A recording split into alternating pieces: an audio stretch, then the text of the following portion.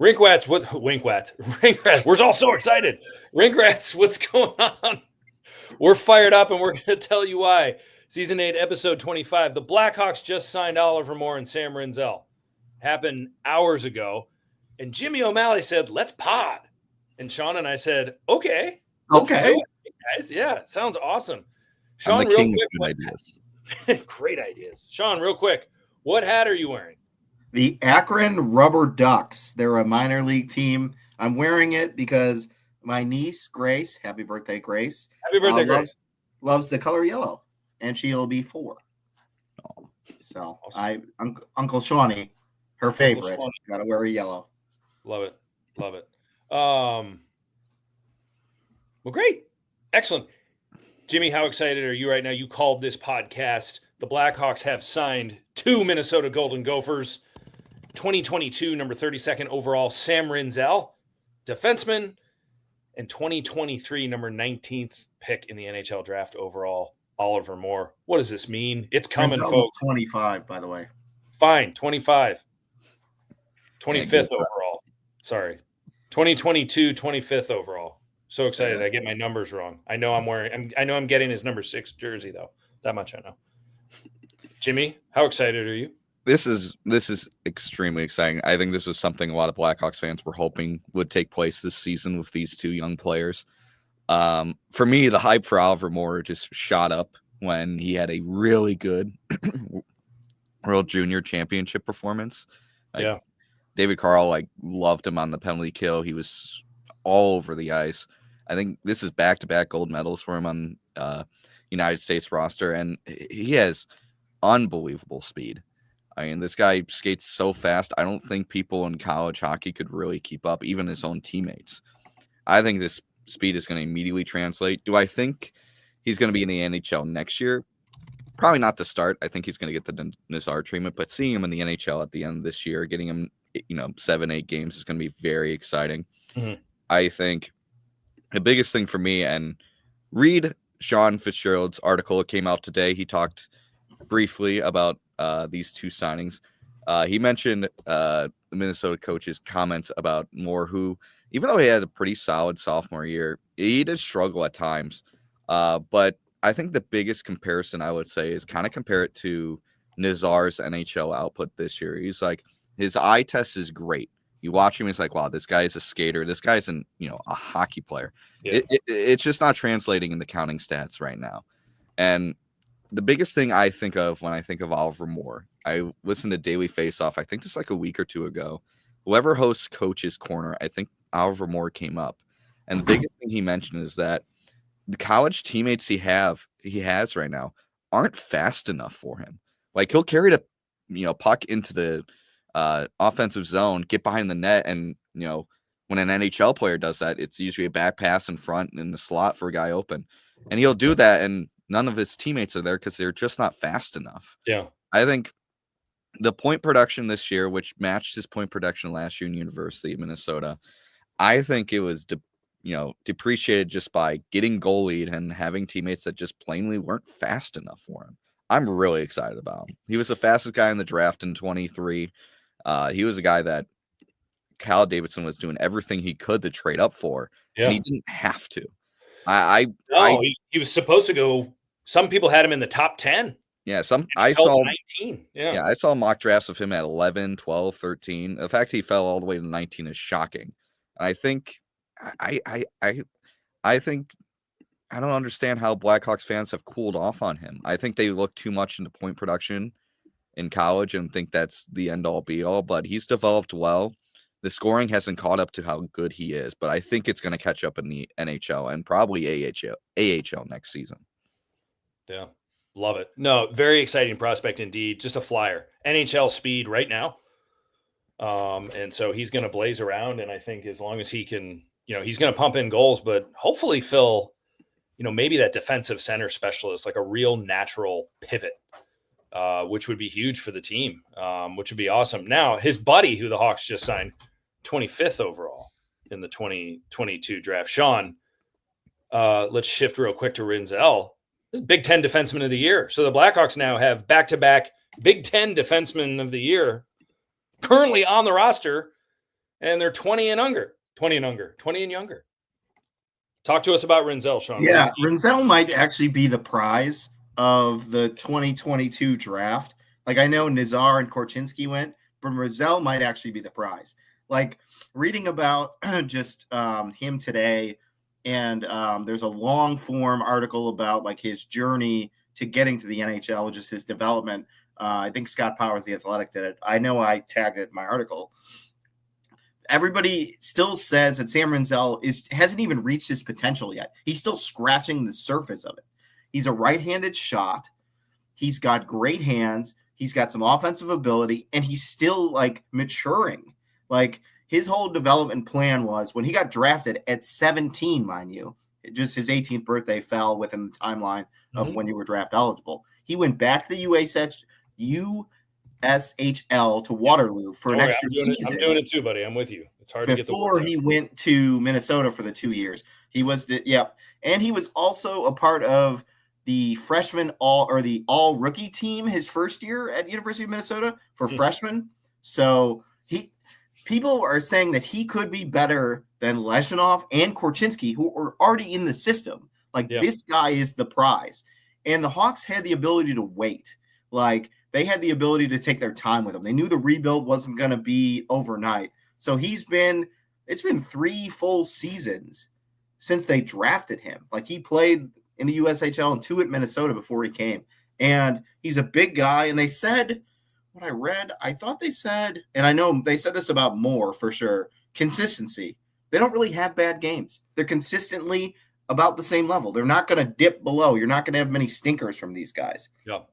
So I think, the UMass game, UMass Minnesota, where unfortunately or fortunately for Blackhawks fans, that's where the Gophers bowed out in overtime in the NCAA tournament. But that's the first full game of University of Minnesota I've watched this year, and Sam Rinzel is so skilled. Yeah, he's smooth too. His hands, his skating, to be that big of a dude. I think there's a lot of aspects of his hockey skills that are more refined at this point than Levshinov. Yes. I'm not saying he's going to be better. I'm not saying he's going to be worse. I think his natural ability right now is very refined. I think, he's going to be an asset. He's going to be huge. What are we thinking with Rinzel? I mean, Jimmy, you kind of touched base that, with Oliver Moore, we might, they're both up for cups of coffee. Number 6 and number 11, they're playing tomorrow night. They're both up for some games. They are eligible to play for Rockford in the AHL playoffs. That's confirmed, correct, Jimmy? Yes, I do believe so. Okay. What are we thinking that these guys might be? Could Rinzel be NHL ready next year? Or are we thinking that'll be part of the, keep him in Rockford for a little while? Maybe Oliver Moore will probably do kind of a Nazar type thing. But what about Rinzel? What are we thinking? Or is it, who knows? I think he's a little bit more further along than Moore. If I were a betting man and I had to bet between Moore or Rinzel making the Blackhawks opening day roster next season, I would say Rinzel. Yeah, I think he's a little bit more refined. He has a little bit more experience with his position, and I don't think he has glaring weaknesses or things to work on that I think Moore does, that Moore can work on it in the AHL. That being said, I don't think a stint in the AHL to start next season is the wrong move. Sure. I think Rinzel, again, he's only 20. He's turning 21 in June. These are kids we're talking about. These are kids. Moore just turned 20 in January. Yeah, these are kids. I'm not going to lambaste this team if they go into next season or I go, okay, Rinzel and Moore need a couple weeks, maybe a couple months in the AHL to find their professional game, because these questions are going to be answered better in practices start in the summer and preseason starts going. Right. But I lean towards Rinzel being more NHL ready. He could make that opening day roster. It really depends on what we see the rest of the season. He has 9 games to showcase this year, and we'll probably have an AHL playoffs showcase along with training camp and preseason. Yeah. So Blackhawks have a ton of time to make this decision. Right. So on the blue line for the Blackhawks tomorrow, and who are they playing tomorrow? The Utah Hockey Club. The Utah Hockey Club. So against the Utah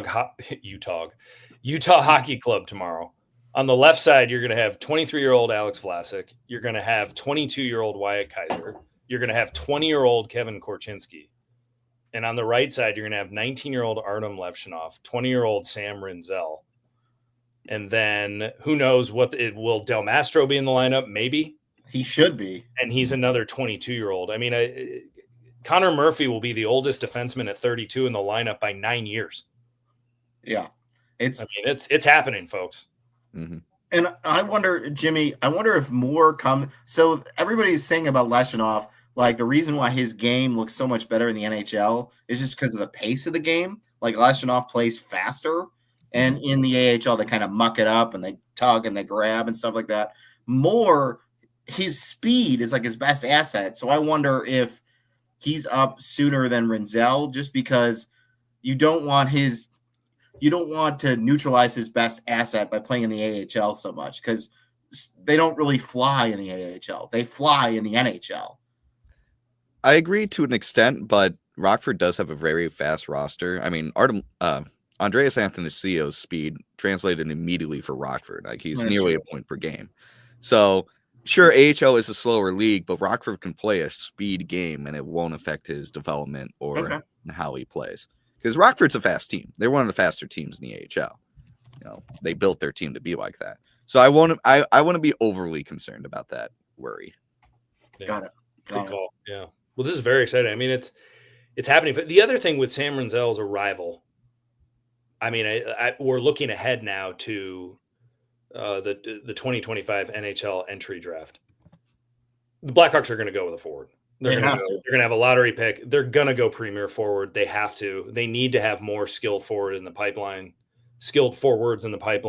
Right now, they are only 2 points ahead of the San Jose Sharks, and the San Jose Sharks have 2 games in hand. Mm-hmm. So there is the real possibility that the Blackhawks could finish dead last in the league this year. Which means they won't pick lower than third. Won't pick lower than third. So if that's the case, you are either, worst case scenario, you're getting probably James Higgins. Yep.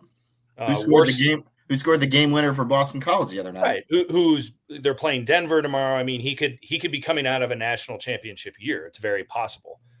Best case scenario, they've get the number 1 or the number 2 pick, which will be Michael Misa. Yes. If San Jose has one or two, because San Jose needs D bad, they're going to go with Schaefer, who a lot of people think might be the number 1 overall pick, even though he hasn't played in a long time. It's a really weird dynamic there. Yeah, he hasn't played since December. Yeah. He had collarbone surgery December 30th, I believe. I read the other day. Right. But Jimmy, you and I have gone back and forth on this too. And Sean, I assume you agree. Misa's the guy. Like that's what we want. Okay. Yeah, I was Higgins back in January. Yeah, me too. I've completely flipped. Not saying Higgins is bad. Higgins is great. But Misa, he's tied for 4th in single season OHL points in the 21st century. He tied John Tavares, who played 2 more games that season. Of course, this is the season before John Tavares' draft year. But the only two, I think the only 2 well-known NHLers in the 21st century that have as many or more points in an OHL season before their draft year, John Tavares and Patrick Kane. Yeah. That's the unique group he has. If the Blackhawks have first overall, I'm not even going, it's a need fill. I genuinely think there's a good argument that Misa is the best player available at 1. Oh, absolutely. 100%. 100%. I think there's too many red flags around Schaefer and his injury right now. And don't get me wrong. Schaefer is a number 1 pick in a lot of drafts. I think it's not a bad argument. And at points, I do agree. And I think there's probably more draft boards that have Schaefer on 1 than Misa on 1, just because of how many bad teams need a defenseman. Like Sharks would take him number 1. I think Ducks would take him number 1. Pittsburgh would probably take him number 1. There's not a lot of other teams threatening the Blackhawks for first overall that would probably be in the Misa camp. The only team I can think of off the top of my head would maybe be Buffalo, because they have, Byram and Powers and Dahlin. Yeah. But yeah, I think Misa is a number 1 overall pick. Quality, like he's so good. Yeah, he's breaking records, and I don't know how he quietly breaks records. Yeah. Like he's so damn good. He fills a need. Like a huge left-handed shot. You don't want to draft. You don't want to go into a draft drafting your first overall pick on need. You want to take the best player available. Mhm. But like Jimmy just said, Misa is probably the best player available, and it helps that it's the biggest need in the Blackhawks system. Yeah. I love Oliver Moore. I like Ryan Green, Dominic Janes, Aiden Thompson. None of those guys are elite level scorers. Misa is. No, and then when you've got Nazar too, you've got Frank Nazar and Connor Bedard, both right-handed shots. Right. If those are going to be providing your offense. You need that left-handed skill guy. And that's Misa. The thing that will be interesting about Misa, though, is he has done everything he can in Canadian junior hockey. Yeah. If he goes number one, will he physically be ready to go to the NHL, or is this going to be one of the first examples that we see of a guy who says, all right, I'm going to go play NCAA hockey for 1 year and then turn pro? But he might be ready right away. I don't know. It's hard to know. I think this is one of those rare drafts where I don't think anyone's ready. Yeah. I don't even think he can't play if he signs, he cannot play in Rockford. No, he can't. Because he's coming straight out of the CHL. And then if he signs his contract, he also cannot go to the NCAA. Yeah. Exactly. You can't sign your deal. So no, he might be someone you see at University of Michigan or something like that, or for one season. Oh Yeah, God, I hope they draft him. I hope he comes out here. Be it BC or BU. I'm going every game. Yeah. I heard he likes BU a lot. I think BU likes him as well. And same with Schaefer. I don't think Schaefer makes the jump. I think Schaefer probably goes to college as well. I mean, or maybe he could. Where's he in juniors right now? I mean, he just hasn't played. He could stay in junior hockey too. Yeah, I think he can go back. What is he, 18? He's 17 now. He turns 18 in September. Yeah, he could go back to. He's in the OHL, right? He could go back with Erie. Yeah, he can go back to the Otters for. I don't think it'd make any sense for Misa to stay in the OHL. You want to play against older competition. WHL. Where's Misa playing again? Where's he at right now? He's with. Is he with the same Spitfire? league as He's with the Saginaw Spitfire. Yes. Yeah. So he's in the OHL. Okay. Yeah. Yeah. Wow. No, with that if Misa is the pick, you definitely don't want a Shane Wright situation where Seattle Shane Wright was too good to go back to juniors, wasn't old enough to go to the AHL, so they kind of just screwed around with him until the World Junior Championship and then let him go play there. Yeah. You don't want to do that. Yeah. Yeah. To me, I'm leaning sending Misa to Boston University and letting him play a season there and then making a decision in the 2026 offseason if he's ready. Yeah, and then when their season ends, if he signs then and jumps in, great. Yeah. And tying it back to Rinzel and Moore, Rinzel, when they drafted him, they're like, okay, we want you to go back to the USHL and then go to Minnesota. Mm-hmm. Like they had already mapped out the plan for him to go to Minnesota because he needed to work on more stuff. Yeah, straight out of the U.S. development program. He wasn't in Canadian junior hockey, so that was obviously a different world. But if you want to get way too fun in the dreamy world, the Blackhawks draft Misa and then they send him to North Dakota to play with Sasha Boisvert. Oh, that'd be awesome. Whatever. And he was freshman of the year in his kids conference too. Yeah. The big thing, and I put it in my article, we're finally starting to see the fruits of Kyle Davidson's labor. Yeah, it's great. It's really exciting. Like everybody, the rebuild's taking too long. It's really he's only had 3 drafts. Right. And the first 3 picks of his tenure are in the NHL. That's right. Nazar, Korchinski, and Rinzel. They're all on the Blackhawks. Well, and Boston University plays Cornell today in the NCAA quarterfinals. Should Boston University lose that game, Ryan Green might sign with the Blackhawks as early as tomorrow. Yeah. Boston University center. He's their number 1 center, 2nd round pick of the Hawks. So there might be more coming here, folks. Yeah. But the team is getting younger and more exciting. Definitely. Really cool time. I just think of friend of the program, Tab Bamford's tweet earlier today talking about what will probably be next year's defensive depth.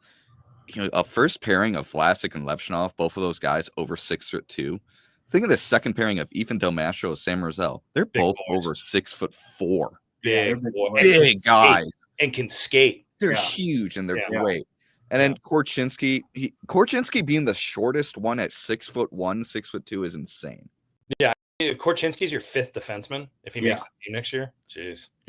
And they can also, and 3 out of those 4 guys you named, or 4 out of the 5 can skate. Like they legitimately They're all speed. good skaters. Yeah. He drafted for speed. Kyle Davidson, the plan was get skaters, Yes. get guys that can move. Yes. We're going to see it. And tomorrow. And size. He wanted size too, like the blue line. Like it's reminiscent of what the St. Louis Blues did in, was it 2019, where they had all those big centers and big defensemen?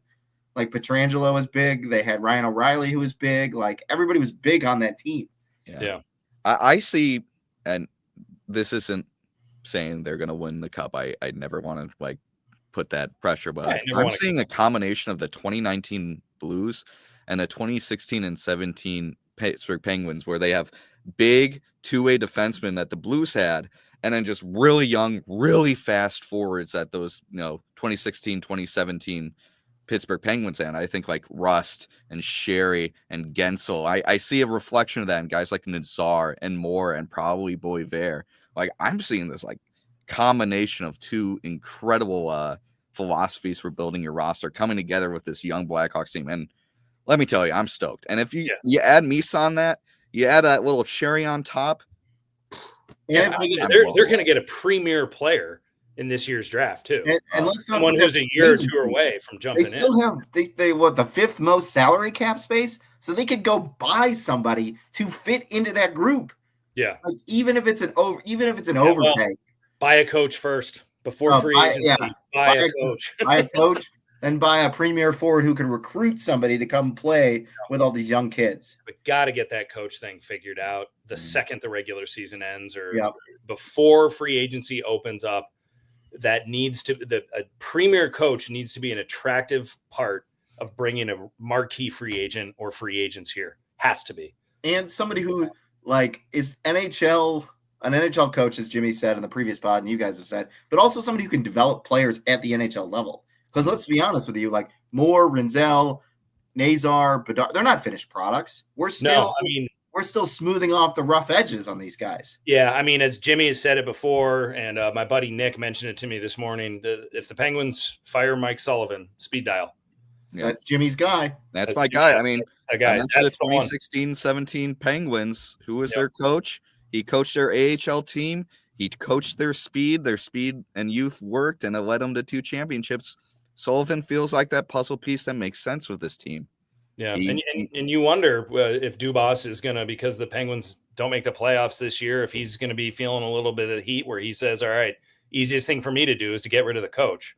Mm-hmm. That way it doesn't come back to me. So who knows? And remember, Sullivan's not his guy. No, it's not his guy. It's not his guy. It's a guy he inherited. Yeah. So, yeah. It's kind of like one other thing the Hawks have to do in the offseason, get the Blackhawks on cable TV.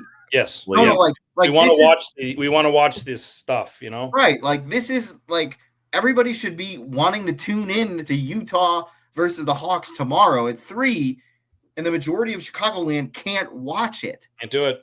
And it's hurting the brand. Like this is an exciting time to this is 06-07 before the Hawks got really good. Like they're getting the pieces in a row before 08-09 where they made that run. Like this is the exciting time. So it's happening, folks. This is great stuff. So, well, awesome. Well, so folks, great stuff. Gentlemen, thank you for jumping on quickly on a Saturday, which is awesome. We are going Tuesday night, 8:00 Eastern. We'll be back to do the rest of our letter grades. Thursday night, we did most of the Blackhawks letter grades. We're going to be doing most of the Rockford IceHawks letter grades, inclusive of those players that have been playing for the Rockford IceHogs who are now Blackhawks.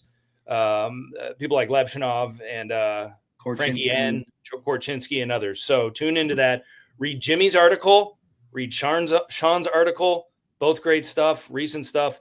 I want to give one quick shout out to my guy, best friend in the whole world, Leon Hayward. It's his 46th birthday today. Leon Hayward, former Northeastern Husky, assistant hockey coach at St. Thomas University. They made it to their conference championship game this year in the CCHA. That program continues to build and build. They got a new barn coming in the fall. They're soon going to be joining the NCHC. So watch out for St. Thomas, folks. They're going to be awesome. And Leon, happy birthday, buddy. Appreciate you, man. Any other thoughts, shout outs, fellas? I got nothing. I'm excited, very excited, excited to watch a Hawk. This is the most excited I've been to watch a Hawks game since Connor Bedard's debut. Like, Yeah, I am really excited for love Sam Rinzel and Oliver Moore.